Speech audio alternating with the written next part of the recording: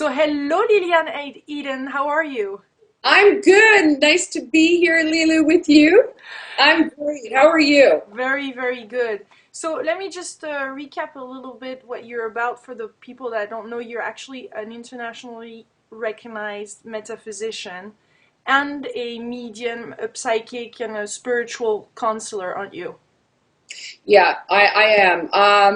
I'm involved with hypnosis as well, mediumship, um, psychic readings, and I'm sorry, but I hate that word already, and I'm going to try to come up with another name. I work with energy. Basically, I work with energy, as we all do in different ways. So, So, so yeah. how is it different to be in life and working with energy? How is it different to regular day-to-day people? What do you see that we don't see? Well, it's interesting. It's not like I see more than you or hear more than you or feel more than you. I believe we have five senses, and I also believe that some of us are have a heightened sense, and we're processing information on a different level. Okay, but to simplify this, I'm a bit more sensitive. Other people may be sensitive as well, but they don't know what to do with it. They're not aware of what it is that they have, which is a heightened sense. So they'll experience, addiction behavior. They'll try to escape, and they don't understand what it is. And I didn't understand for the longest time either, because I didn't. I knew what I knew, and I thought everyone else did. And then, I would say certain things, and that wasn't something that was promoted. Okay, I'm going to say it nicely. It wasn't promoted in the household. Coming from a background of lawyers and engineers and, matter of fact type of people, which I am as well. So basically, to answer your question, people, we all have it. We all have five senses, and we can heighten the senses. And I don't believe in a sixth sense. I just don't. In looking into energy and studying quantum physics, because that avenue gave me more answers than any of my degrees in any of the accredited universities. And I'm sorry, I enjoyed every class there, but it just didn't answer my question. As to where memory is stored and where do thoughts come from. So anyway, having said that, that's my path. Yeah. I indulged in it because I was more aware of the subtleties, and I recognized it in others, but they didn't recognize it. So to answer your question, every one of us is sensitive, especially the mothers out there will say, yes, I just know, that there's something wrong with my child, for example. Well, how do you just know? Mm-hmm. What does that mean? Just know. You feel it. Or a good detective will say, I have a hunch. And then they go on it. And what happens? Well, where does that come from? Mm-hmm. A good businessman or woman will say, it's a certain, they'll maybe think about things and say, okay, we'll just take this, this idea will work. Well, how will it work? It will just work. Just trust me, or something to that effect. Yeah. Because it has proven itself in the past. So what do you call that? Uh-huh. So Really? so we all have that, but you're talking of a sensitivity, so it could be how can we know that we're actually different and we have that particular intuition or sensitivity to something? Well, Because that's the it's thing. something difficult to deal with for some people, isn't it? Well, it isn't that unique. I'm sorry. It isn't that unique because we all have it. So if we all have it, again, we are spirit beings having a human experience. We're energy. We're made of energy. I like to pass along to people just to question things. I mean, some people are not destined or predestined to question such a factor, a variable in their lives. They know that they need to get up, they need to go to work, and they need to provide for a family, and they go on holidays, and be it for me to negate them, because that's what they're here for. They're processing information on a certain level, but are they using their intuition? Are they using their senses? Absolutely. So mediumship is a bit different than let's say a psychic reading. Okay, there's a little bit of a difference there, but this is the point for anyone out there who's wondering what my strongest ability is, or if I were to dive into psychic development or mediumship development. This is number one right now. If you listen to how people speak, if let's say I'm speaking with you and I say to you, well, I understand what you're saying, that means more or less I'm a feeler type first and foremost. If someone says, oh, Lilian, I hear what you're saying, they're more hearing types. You see, their hearing is their greatest sense, if you will, initially, when working with energy. If someone says, oh, I see what you're saying, they're more visual. So people use the language all the time, but because I go deeper into why we say what we say, psychology basically, I enjoyed it, the workings, and listening to people, well, what is it all about? It's about energy. Mm-hmm. So we do pick up on the energy of other people, and we do kind of know some things that we cannot even explain. Even if somebody says something, we feel something else. Absolutely. Well, for example, if you're waiting in line for whatever reason, whether it's a grocery store, purchasing an event ticket, whatever it may be, or you're sitting at a restaurant enjoying a coffee or a tea, and you feel as if someone's staring at you. I'm sure we've all had that. And you look around and you indeed notice someone's looking at you. Well, where does that come from? It's energy. It's energy. And that's the thing. And one mission that I have is to simplify quantum physics and to simplify what I do and have others learn how to use or how to increase their sensitivity with amazing exercises that has to do with energy. Now, we can talk in theory, energy, but when I put you through certain processes, you're going to feel what I'm talking about, which is extraordinary. So anyway, having said that, we do remote viewing, for example. We do other exercises. And by the way, speaking of which, synchronistic event occurred, knowing that someone from France or someone from Europe is going to be contacting me. We did I was working with a group of people, and it was a remote viewing session. And what that is basically them stilling their minds and then have a flow of what comes to their mind with regards to, I had an envelope and a photo in there. Nothing to do with France. It was another country and another destination. And I only told them that it's a particular place where people, internationally known. It's a place, and you will know of it. Maybe you haven't been there, visited this particular, I'm out of words, like an interest, the site. And that's all I said. So the exercise resumed. Every one of them noted Eiffel Tower for some reason. And they weren't sitting close to each other to copy each other. So what came through was Eiffel Tower. What I had in the envelope was Stonehenge. But funny enough, so all this stuff was coming in and they were all in awe, but you see why all 3 or 4 of them had Eiffel Tower on their sheets of paper. They weren't sitting next to each other. So where did that come from? So there was a whole bunch of stuff that I was thinking about the night before to put the Eiffel Tower in that envelope, but I didn't. So how does that work? Is that really a big coincidence? No. So this is one area of how this works, like energy, or let's say birds that flock together. They're not predispositioned. Are you there with me? Yeah, there you go. Yeah. They're not, it's the energy flow, and once they take off, the energy becomes in sync. Okay, I don't know how else to put it to you. So basically, we're working with energy and we're working with how we're processing energy, and I'm here to help people understand that.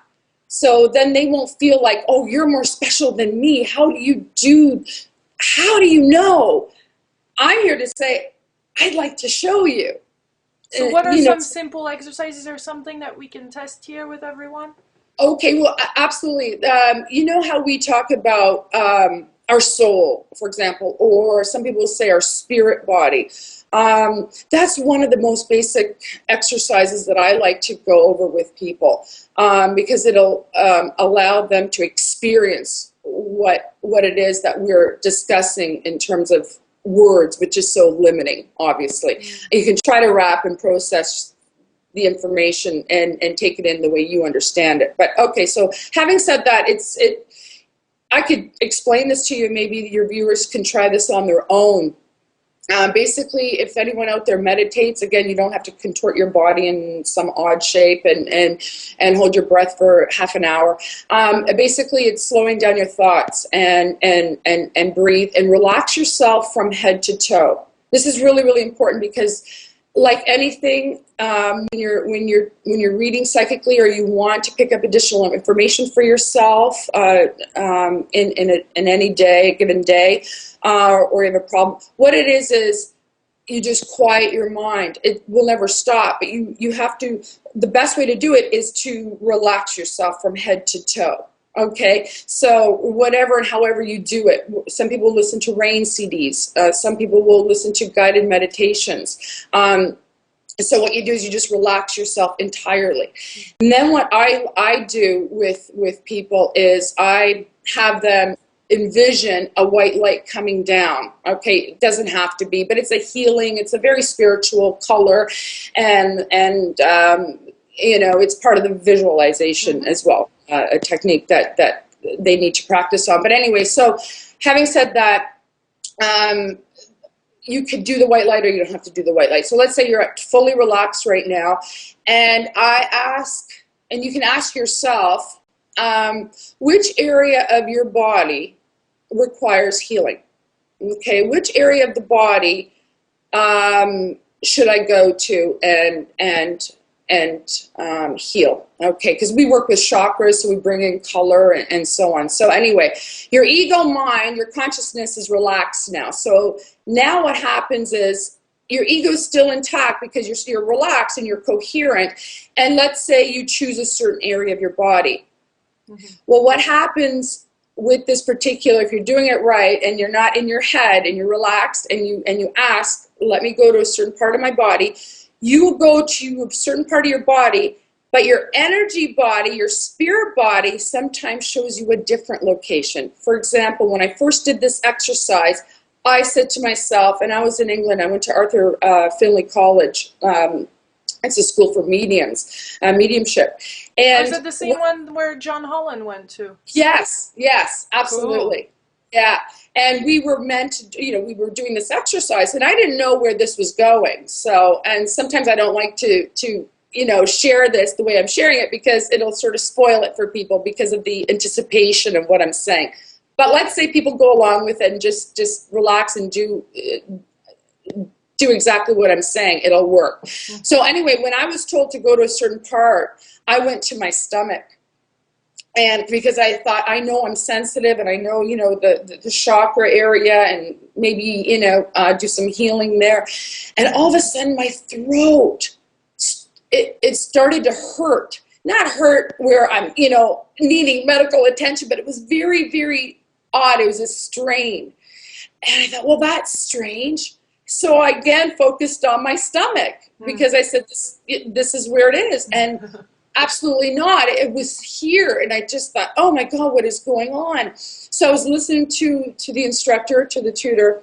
And after the fact, we did what we did. And what the viewers can do at home is, if you're not working with chakra, that's fine, and colors and so on. You just, obviously your spirit body is telling you where it is that you need to focus your attention on. And again, we're not medical doctors. It's just basically there's emotion. There's something that needs resolved. That's one thing that means. And then of course we came to, we lingered there for about 4 minutes, and I wrapped a color around it and so on. And then he brought us out of the meditation, and I would say about 95% of the people also had that sort of experience. They chose one area and another area began to show itself through feeling or through an itch or through your awareness is being shifted. Mm-hmm. That is an amazing exercise to feel your spirit body. So when we're talking about your soul or your spirit body, we're not talking about your ego self, because there's different levels of consciousness. So, of course, every conscious level is needed. I need to pay my bills. I need to learn math. I need to learn how to read. So it comes in very handy.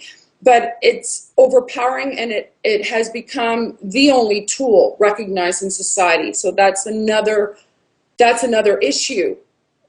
Going back to your initial question, I mean, everyone has it, but we're designed by society, by our nurturing, if you will, to utilize one area, mm-hmm. one conscious level. So there's a lot more going on. If you have a gut instinct about something, I say that's your spirit self speaking.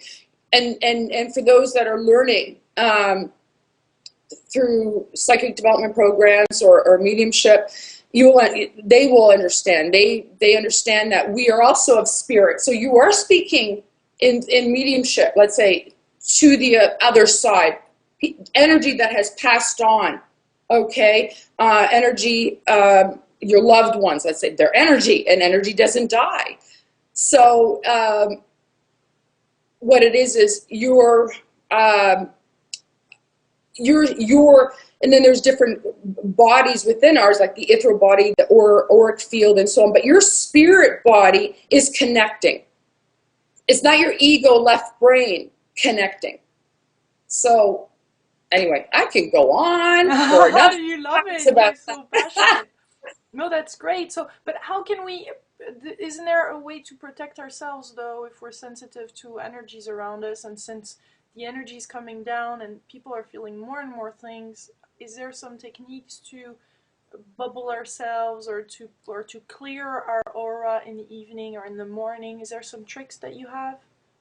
Well, amazing. There's really no tricks. Okay, let's say it's raining outside. What do? You put a raincoat on or mm-hmm. clothes to suit the outdoor weather, obviously. If it's snow, if it's sunny. Okay, so now we're dealing with a different language. We're dealing with a different concept, if you will. So we're protecting our physical body from our elements. Now what we're doing is we're working with energy.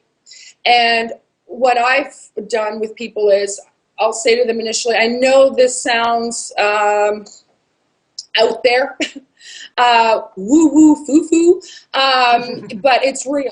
Okay, yeah, I don't know how else to say it. We do the white light, okay, it works. It's also, let's put it to you this way, I'm a born skeptic as well. And that's funny because I've had to prove and show and understand and experience myself in order to speak about it and indulge in this field, in this area with passion. But you're working with energy and you're working with another faculty. So really people say, well, I'm imagining this white light. Well, then imagine it. I'd like to say to people, for those that are really skeptical or for people that really think it's something that they can just write down and maybe learn and maybe just, show others or tell others about it, but they don't believe. I want to say to them, think about it this way. If you believe that it works, for the skeptics, because it does work. So fake it until you make it type of deal. So it's almost like having a good luck charm. People really believe in that good luck charm. And there's energy around that, but they don't understand that. So what we're saying is there's energy. But they'll say, this is my lucky charm. And we'll say, absolutely, great for you. Like they have to do a certain ritual before they do something. They believe that. Well, you can see it that way from the left brain. Or you can see it from another point of view, which I'm trying to relate to people is it's very real energy. People have heard about the law of attraction already. People have heard about law of intent. Again, the intention is to protect yourself. So we do the white light. Or I'll say to someone, if you know you're going to be in a meeting, let's say, and a business meeting, and there won't, there's going to be that one person that is not very good for yourself, for your energy, let's say, negative.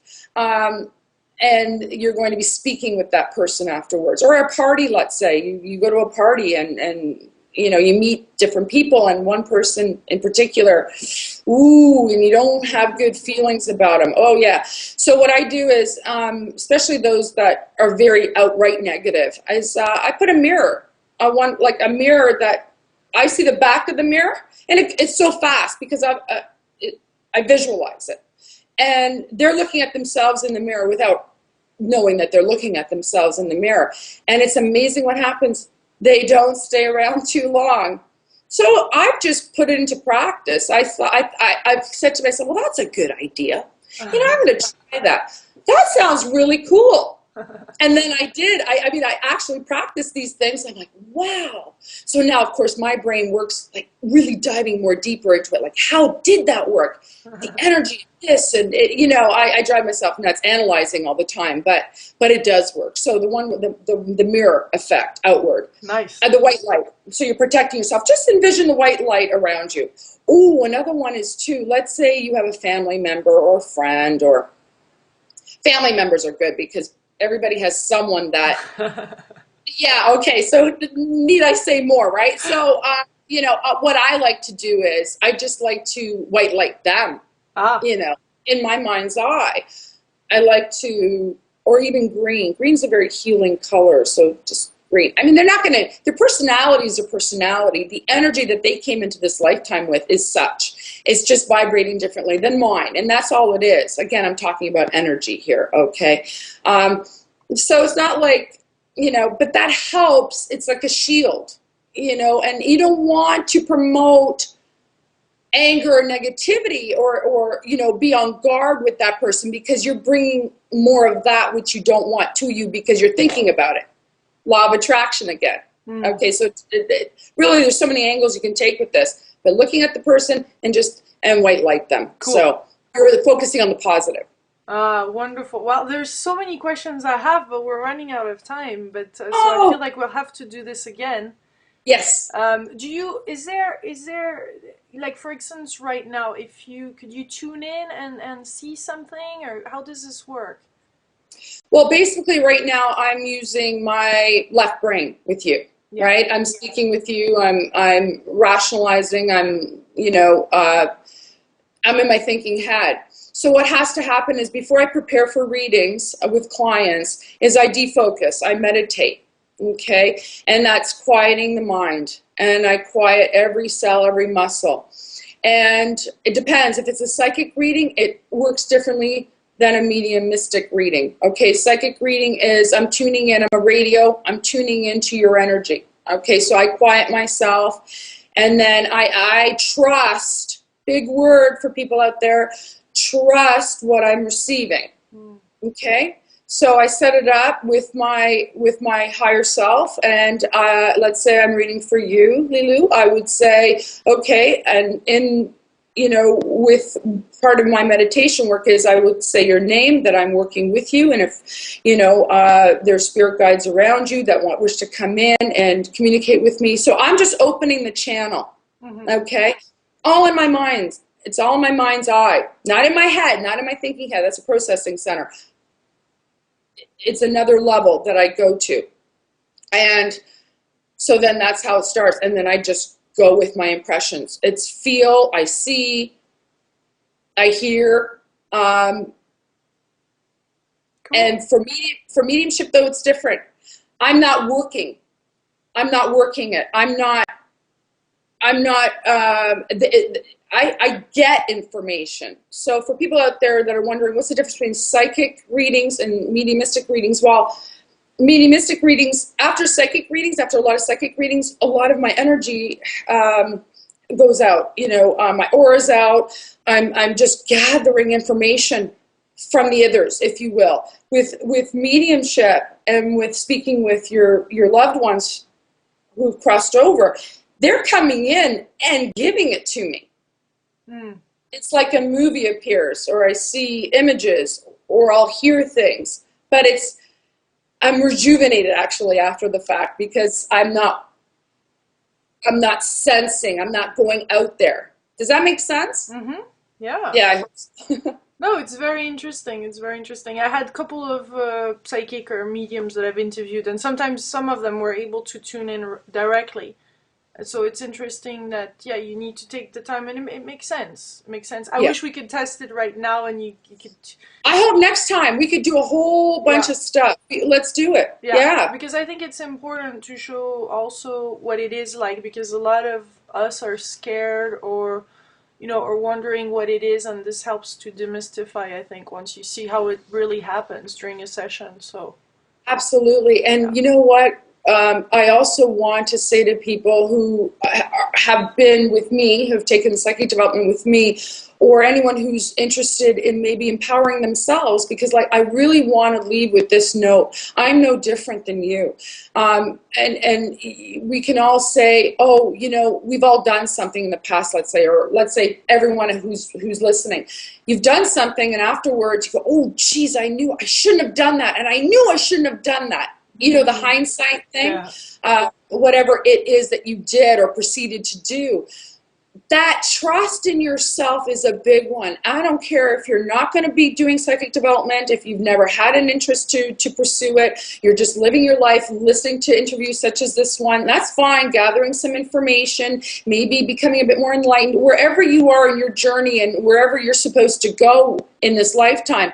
I'm just saying to you, trust yourself. Trust what you're receiving. That is honestly, Lilou, half the battle. Because if you don't trust yourself, and quiet yourself, ask a question, and wait and see what comes to mind. Because your spirit body, within your body, physical body, okay, I'm going to say it's the energy body, is helping you. Mm-hmm. That's the real you. And your energy body is connected to your family that's passed over, to guys that are guiding you. They can't control you, but you're working alongside with them, and if information is always in flow, you will always have the answers. If you just quiet that mind that says, I have to do, I should do, I got to do, all the do's, I have to, and run. Give yourself just that little time to go in, and the answer will come. And trust what you get. That's part, really, more than half the battle. And what you say is that once we do that, we start really discovering our potential. Oh, absolutely. How exciting is that once you start tuning into yourself, and then you start seeing things unfold, or you'll feel the difference. I don't know how else to explain it. Or for those that are more visual, more visual, the creative juices will flow. More synchronistic events will occur because you are listening to yourself. And you will then, once you begin listening to yourself, what will open up is other areas that you will be more aware of. It's like your faculties are opening up almost naturally, because I think it's unnatural not to be that way in our society. I love our society. I love, there's good and bad and in between, but we've been taken away from that. Mm-hmm. What is that? Listening to ourselves. Because many people are saying, well, I'm not good enough, or they have low self-esteem, or whatever the issue is in this world, through school, through whatever experiences people have had. And now it's undoing all that talk, all that other stuff that you're really not. You've got it all. Mm-hmm. Every one of us, we do. We could do it another time. I could absolutely. I'll read for you, and we could I love this. I love this final part. That's my favorite part of the interview. Thank you. Thank you, Lilian. Thank you. You're very welcome. Sounded